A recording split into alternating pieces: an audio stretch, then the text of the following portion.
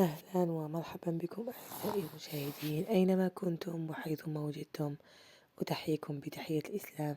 السلام عليكم ورحمة الله وبركاته. الأسئلة كثرت والحيرة غلبت، والآن الشعب المستفيد من منحة البطالة والغير مستفيد يتساءل، لأن الجميع يريد الاستفادة. نحن نتكلم هنا عن البطالين وعن منحة البطالة. المرأة الماكثة بالبيت تريد أن تكون لها منحة، وهذا من حقها، لكن لحد الآن لا يفهمون ما هي منحة المرأة الماكثة بالبيت.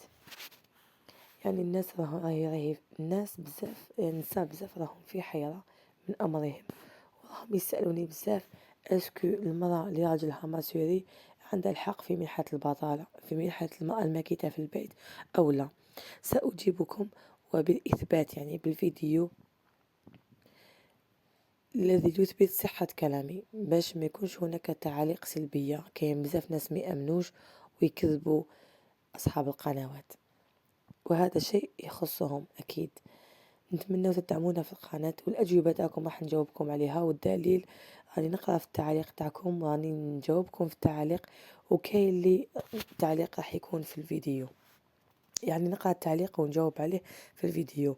المرأة الماكثة بالبيت عندها منحة راح يديرها عبد المجيد تبون. لحد الآن لم يحدد الثمن تاعها إذا كانت 700 أم 800، لكن الخبر الأكيد ورسمي أن هناك منحة مرأة ماكثة بالبيت ستطبق هذا العام بإذن الله، لكن شروطها راهي صعبة شوية.